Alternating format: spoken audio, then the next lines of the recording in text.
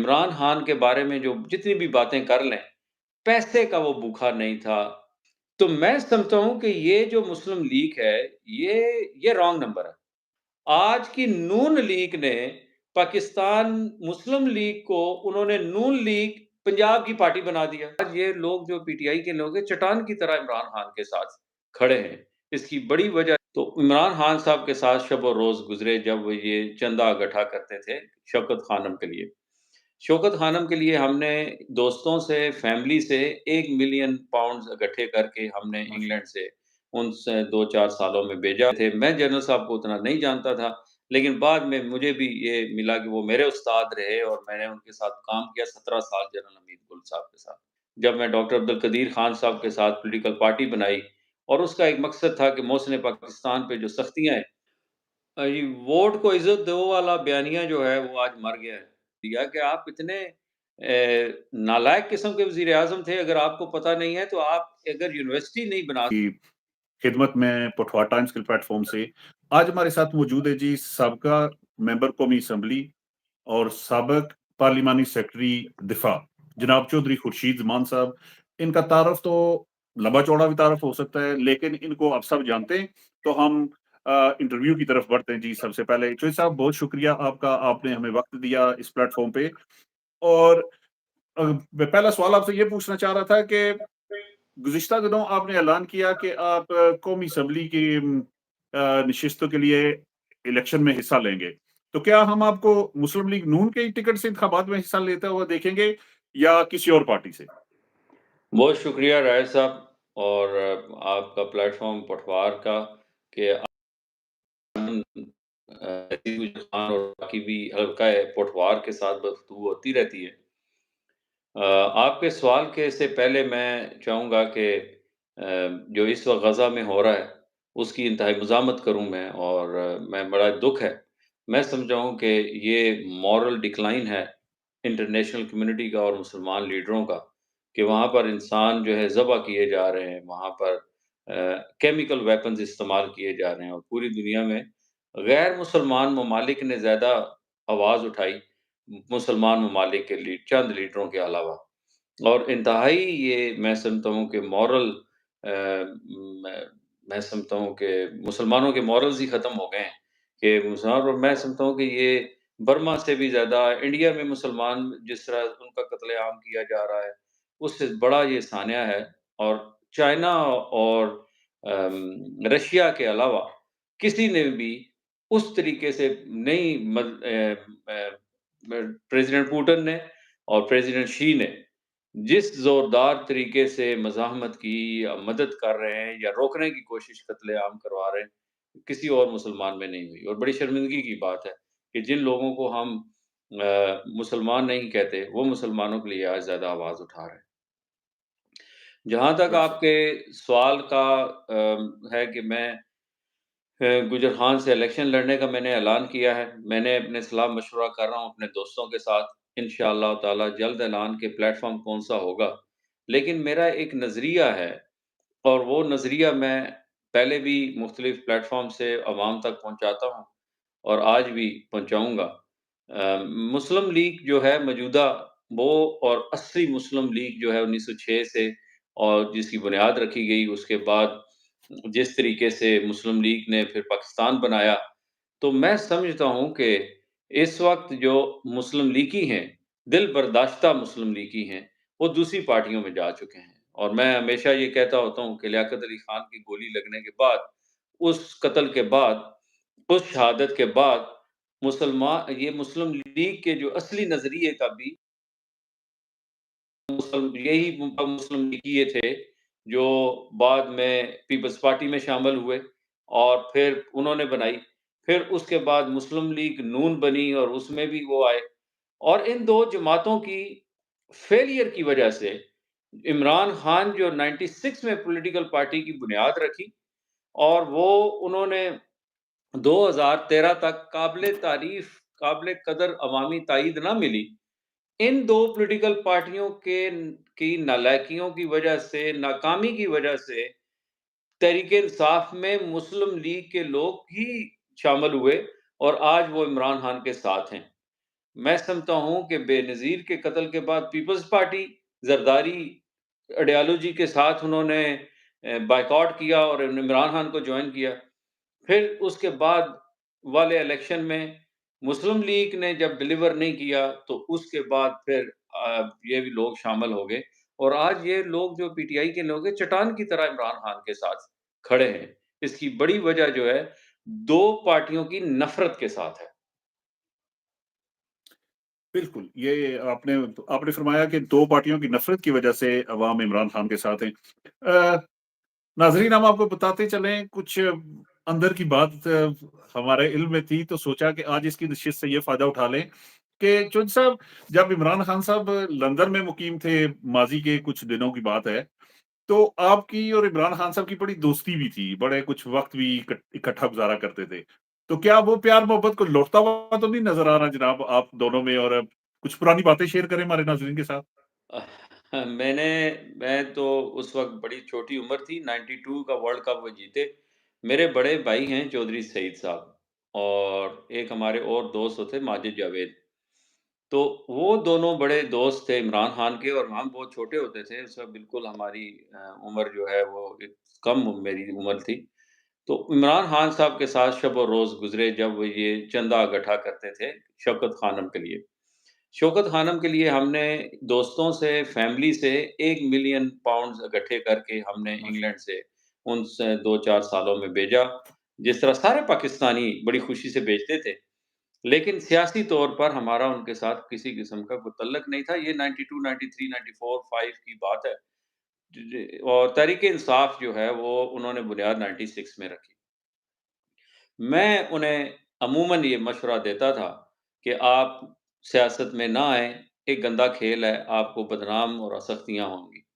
ان کا خیال تھا کہ جنرل حمید گل صاحب ان کے سیاسی استاد بھی تھے، قربت تھی، بڑی تعریف کرتے تھے۔ میں جنرل صاحب کو اتنا نہیں جانتا تھا، لیکن بعد میں مجھے بھی یہ ملا کہ وہ میرے استاد رہے، اور میں نے ان کے ساتھ کام کیا 17 سال جنرل حمید گل صاحب کے ساتھ۔ تو عمران خان صاحب جو ہیں وہ پھر ان کے ساتھ بڑی دوستی رہی۔ پھر اس کے بعد جب انہوں نے 2013 میں جب میں ڈاکٹر عبد القدیر خان صاحب کے ساتھ پولیٹیکل پارٹی بنائی، اور اس کا ایک مقصد تھا کہ محسن پاکستان پہ جو سختیاں ہیں وہ کم کی جائیں، لوگ ان سے دور بھاگتے تھے، ہاتھ نہیں ملاتے تھے، ملتے نہیں تھے۔ تو میں نے ایک محب الوطنی کا ثبوت دیتے ہوئے کہ ایک محسن پاکستان نے اتنا بڑا احسان کیا ہماری افواج پر، پاکستان پر، اور پاکستانی عوام کو ایک تحفظ فراہم کیا۔ تو تحریک تحفظ پاکستان، سیف پاکستان موومنٹ بنائی، جس کا میں خود اس کا ایک فاؤنڈر، سیکرٹری جنرل بھی تھا اور چیف آرگنائزر تھا اس پارٹی کا۔ تو عمران خان صاحب سے بھی متعدد ملاقاتیں ہوتی تھیں، بڑا اچھا وقت گزرا۔ اور میں سمجھتا ہوں کہ عمران خان کے بارے میں جو جتنی بھی باتیں کر لیں، پیسے کا وہ بھوکا نہیں تھا، اور فائنینشلی کرپٹ نہیں تھا وہ۔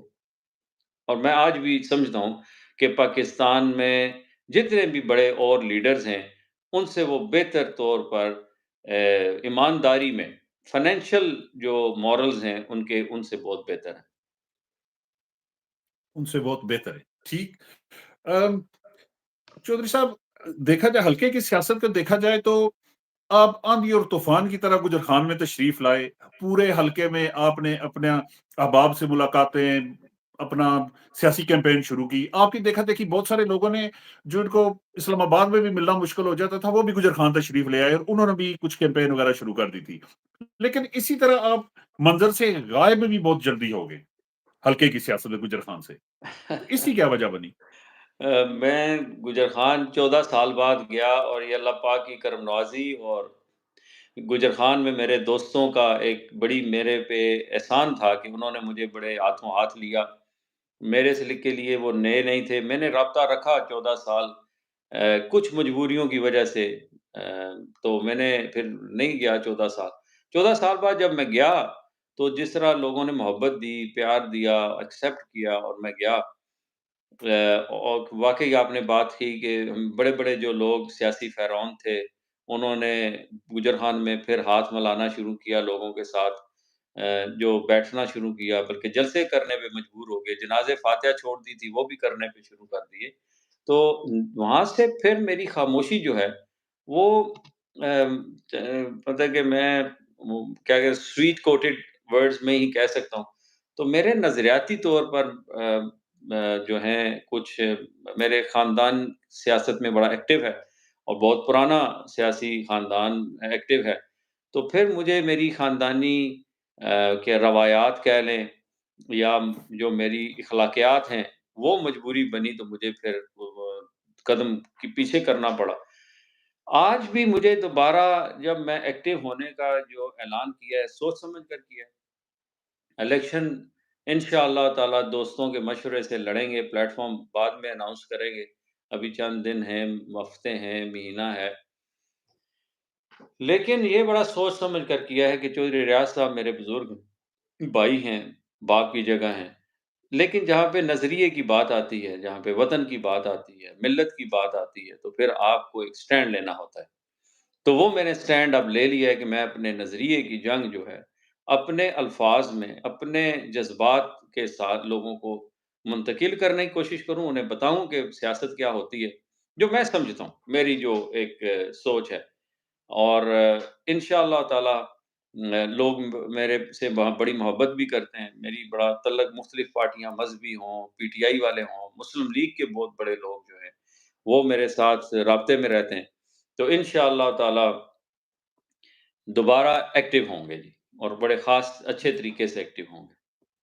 انشاءاللہ انٹرویو کو آگے بڑھاتے ہیں چوہد صاحب، اور حلقے کے متعلق ایک دو سوالات ہیں جن کی طرف میں واپس آؤں گا۔ ابھی اگر قومی سطح کے متعلق بات کی جائے تو عمران خان صاحب کے دور میں ان کو اسٹیبلشمنٹ کا لاڈلا، ان کو سلیکٹڈ اور اس طرح کے القابات سے نوازا جاتا تھا، اس طرح کے الفاظ سے یاد کیا جاتا تھا، مخالفین ان کو اس طرح کے القابات دیا کرتے تھے۔ ابھی جب میاں نواز شریف پاکستان میں واپسی ہوئی ہے میاں نواز شریف صاحب کی، تو ایسا لگتا ہے کہ وہ بھی وزیر اعظم ہے جناب، وہ وزیر اعظم بننے کے لیے پاکستان تشریف لائیں۔ آپ کا کیا خیال ہے کہ کیا نواز شریف صاحب کو بھی اس طرح کے الفاظ کا سامنا کرنا پڑے گا، سلیکٹڈ، لاڈلا؟ یہ ووٹ کو عزت دو والا بیانیہ جو ہے وہ آج مر گیا ہے، اور جس طریقے سے لاڈلا انہیں کہا گیا، لاڈلا انہیں بنا کے لایا گیا، میں میاں نواز شریف صاحب سے یہ توقع کرتا تھا کہ وہ کہیں گے کہ میں 4 دفعہ مطلب 5 دفعہ وزارت عظمیٰ جو ہے ان کے گھر میں رہی، ان کی پارٹی میں رہی، 6ٹی دفعہ ملنے کی ان کو تیاری کی جا رہی ہے، اور وزارت اعلیٰ جو ہے پنجاب میں 6 سال کی غیر حاضری کے بعد دوبارہ انہیں ملی، پورے 85 سے لے کے آج تک وزارت اعلیٰ جو ہے وہ 6 سال غیر حاضری ہونے کے مشرف کے دور میں بعد میں ان کو دے دی گئی۔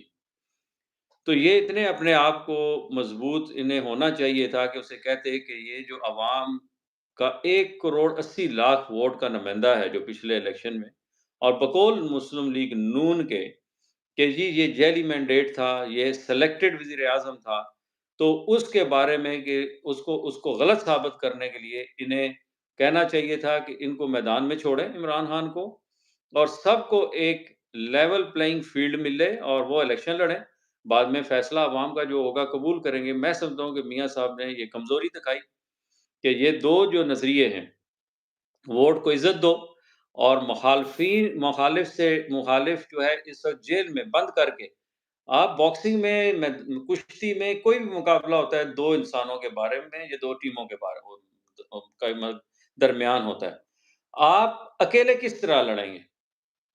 نواز شریف صاحب اپنے ہی پارٹی کے خلاف الیکشن لڑیں گے، تو وہاں پہ آپ نے اپنا اپوننٹ ہی کوئی نہیں چھوڑا، تو ان الیکشنوں کی کوئی آگے اہمیت نہیں رہے گی، وقت کا ضائع، پیسے کا ضیاع ہوگا، اور اس کی کسی طریقے سے بھی رٹ جو ہے انٹرنیشنل لیول پر مانی نہیں جائے گی، عوام میں بھی اس کی رٹ جو ہے وہ مانی نہیں جائے گی۔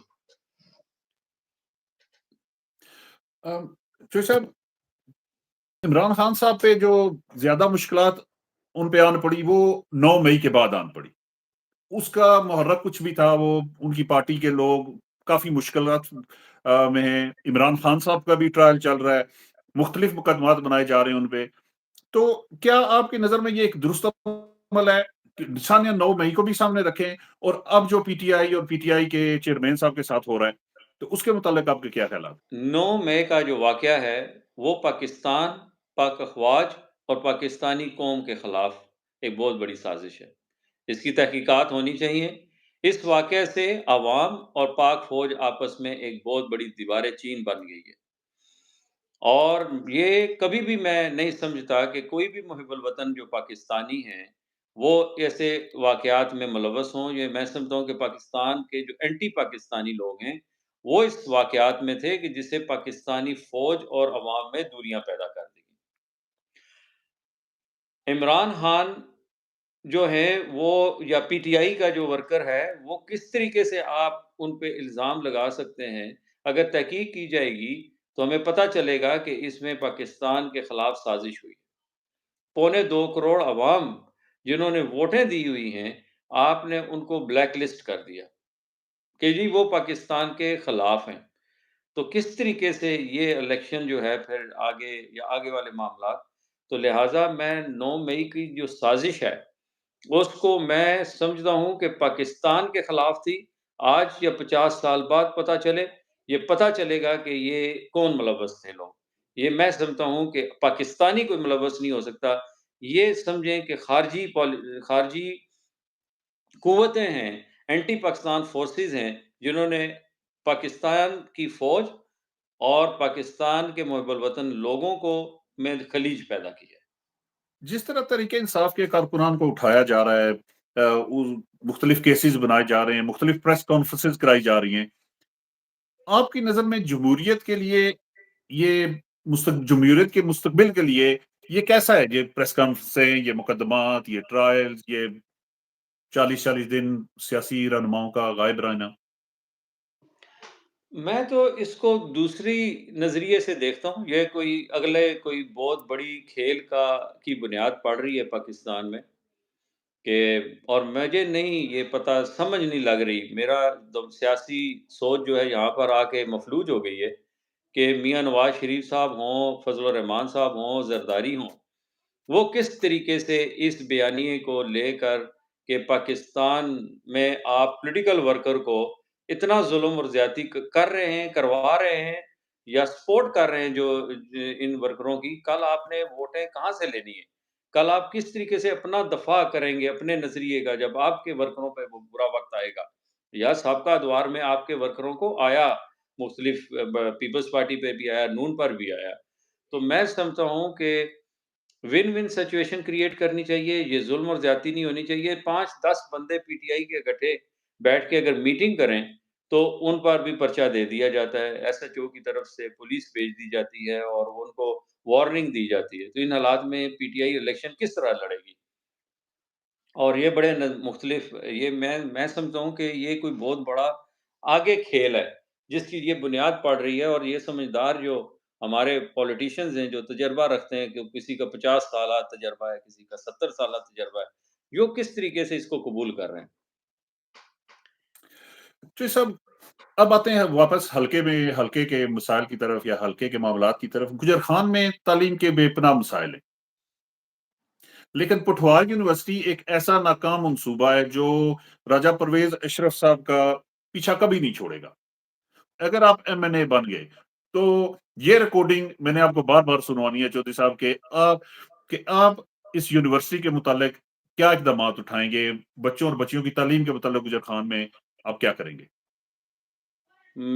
ریس صاحب، میرا سارے بیانات 2020 میں جب میں ایکٹیو ہوا 17 اگست کو، تو میں نے 14 اگست کو جب میں ایکٹیو ہوا تو میں نے یہ کہنا شروع کیا کہ پرویز اشرف صاحب نے ایک گولڈن اپرچونٹی ضائع کی، اور تحصیل گجر خان میں انہوں نے کوئی یونیورسٹی نہیں بنائی، جو ہمارے مسائل تھے وہ حل نہیں کیے۔ اور ان کا بیان آیا تھا، ایک کاؤنٹر سٹیٹمنٹ آئی تھی کہ جی میں وزیر اعظم تھا، یہ صوبائی معاملہ ہے۔ تو میں نے انہیں کہا کہ یہ آپ کس کو بیوقوف بنا رہے ہیں، یا تو اپنے آپ کو یا معصوم عوام کو۔ پرائم منسٹر اپنی کیبنٹ میٹنگ میں لیتا ہے اسے اپروول لیتا ہے، یونیورسٹی بن جاتی ہے، جو آپ نے کام نہیں کیا۔ لیکن آپ نے کالا باغ ڈیم کا جو نوٹیفکیشن ہے اس پہ دستخط کیے کہ وہ بند ہونا چاہیے۔ آپ نے رینٹل پاور پلانٹ والا کام کیا، آپ دوسرے معاملات میں ملوث رہے، جہاں سے پیسہ آتا تھا. آپ نے اپنی غربت، اپنی پریشانی، اپنی مالی پوزیشن کو ختم کر مالی مجبوریوں کو ختم کرنے کے لیے آپ نے اربوں اور خربوں روپے کا ملک کا نقصان کر دیا اور اپنا فائدہ کیا ذاتی. جب انہوں نے اب موقع ملا، اب اسپیکر بنے، تو میں نے ان کو خود اسٹیٹمنٹ میں دیا کہ آپ اتنے نالائق قسم کے وزیر اعظم تھے. اگر آپ کو پتہ نہیں ہے تو آپ اگر یونیورسٹی نہیں بنا سکے تو پوٹھوار کیمپس بن سکتا تھا. آپ کسی بھی پنجاب یونیورسٹی کا کیمپس جہلم میں بھی ہے اور دوسرے بھی شہروں میں ہے، تو آپ تحصیل گجر خان میں. اور میں سمجھتا ہوں کہ جب کئی دفعہ اپوننٹس بھی آپ کی مدد کرتے ہیں تو یہ جو بنا رہے ہیں یہ ان ریکارڈ بات ہے. میرے انٹرویوز، میری سٹیٹمنٹس، میری تقریریں اس چیز کا ہے کہ میں نے یہ کہا کہ پھر آپ کریں، کیونکہ ان سے توقع نہیں ہے. جہاں تک اللہ تعالیٰ نے مجھے موقع دیا تو میں سمجھتا ہوں کہ نہ صرف گجر خان بلکہ یہ ایک ایجوکیشنل پالیسی بننی چاہیے کہ انٹرنیشنل لیول کی یونیورسٹی ہر ڈویژنل لیول پر ہونی چاہیے اور پھر وہ نیچے اس کو ڈسٹرکٹ لیول پہ لایا جائے. یہ 5 سے 10 سالہ منصوبہ ہونا چاہیے ایجوکیشن کا. رائے صاحب، میں ایک بات کرنا چاہوں گا. ہمارے معاشرے میں ملت سازی نہیں ہوئی، نیشن بلڈنگ نہیں ہوئی. ایسے حضور پاک صلی اللہ علیہ وسلم نے ملت سازی کی تھی. ہم نے آج مسلم لیگ پہ جو میرا سب سے بڑا گلہ ہے وہ یہ ہے کہ مسلم لیگ نے پورے پاکستان اور برِ صغیر کے مسلمانوں کو اکٹھا کیا. آج کی نون لیگ نے پاکستان مسلم لیگ کو انہوں نے نون لیگ پنجاب کی پارٹی بنا دیا. جان بوجھ کر انہوں نے کے پی کے میں جو نیشنلسٹ پارٹیاں تھیں، صوبائیت کا نعرہ لگاتی تھی، قومیت کا نعرہ لگاتی تھی، ان کو پروموٹ کیا، مسلم لیگیوں کو پیچھے کیا. بلوچستان میں بھی اسی طریقے، سندھ میں بھی اسی طریقے سے کیا. ایم کیو ایم جیسی جو تعصبی پارٹی تھی اس کے ساتھ جلسے من کیے قائد اعظم کے اس مقبرے پہ. تو میں سمجھتا ہوں کہ یہ جو مسلم لیگ ہے یہ رانگ نمبر ہے. انہوں نے مسلم لیگ کی جو اصل آئیڈیالوجی تھی اس کو ختم کر دیا. مسلم لیگ تو بات کرتی تھی پاکستان کی، اسلام کی، مسلمان کی. انہوں نے وہاں پر آ کے جاگ پنجابی جاگ والا نعرہ لگانا شروع کر دیا ہیں جی. اور منارے پاکستان پر محمود اچکزئی نے مریم کے موجودگی میں پنجابیوں کو گالی بھی نکالی. ایسے اور یہ سارے ریکارڈڈ ہیں.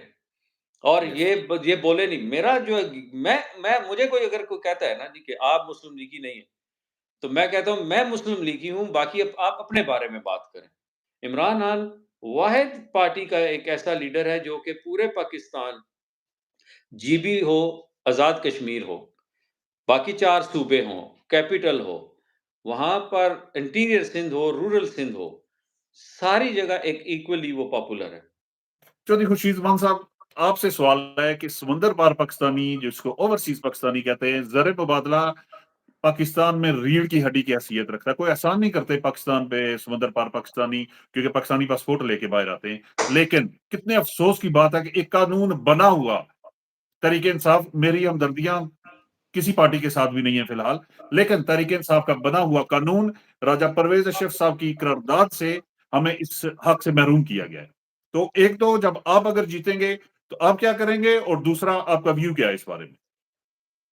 راج صاحب، پہلے تو آپ نے کہا کہ میرا کسی کے ساتھ ہمدردی نہیں ہے. ایک صحافی جو ہے اس کا پروفیشن تقاضا کرتا ہے کہ وہ کسی پارٹی کے ساتھ کی فیلنگز کو ایک سائڈ پر رکھے اور صحافتی جو ذمہ داریاں ہیں وہ نیوٹرل ہو کر وہ کرے. میں اپریشیٹ کرتا ہوں اس بات کو.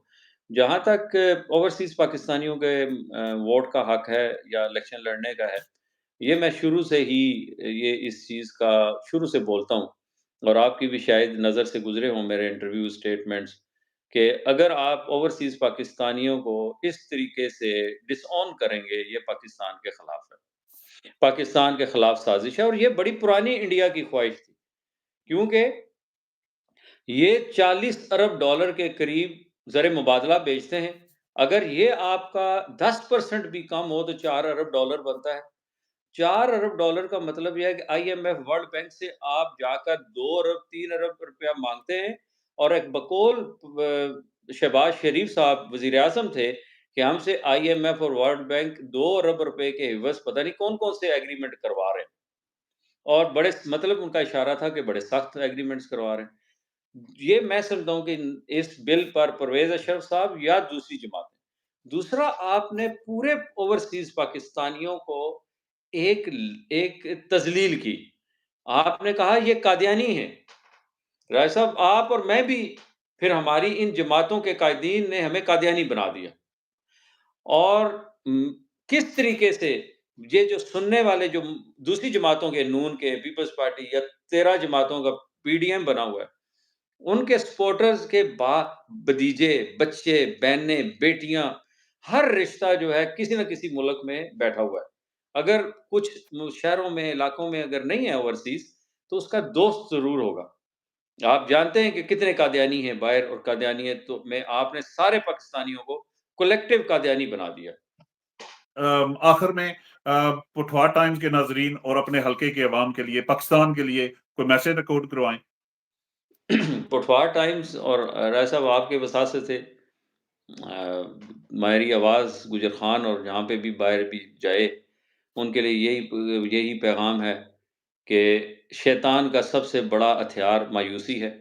پاکستان میں کولیکٹیو ڈپریشن آیا ہوا ہے، مایوسی پھیلا چکی ہے ایک منصوبے کے تحت۔ مایوسی نہیں کرنی، پر امید رہنا ہے، کیونکہ مایوسی کو بڑا گناہ اللہ تعالیٰ نے قرآن میں حکم دیا ہے کہ آپ نے مایوسی نہیں کرنی۔ مایوس پیغمبر جب ہوئے، ان کو بھی سزا دی گئی، حضرت یونس علیہ السلام کو، اور ان کو مچھلی کے پیٹ میں کیا، پھر ان کی دعا قبول ہوئی تو انہوں نے باہر نکلے۔ تو یہ صرف مایوسی جو ہے، یہ شیطان کا سب سے بڑا ہتھیار ہے۔ پر امید رہنا ہے، اپنا رول ادا کریں، جو بھی آپ کی زندگی ہے۔ قومیں دنوں کے بارے میں نہیں سوچنی، سالوں کے بارے میں نہیں سوچنی، صدیوں آگے کا سوچتی ہیں۔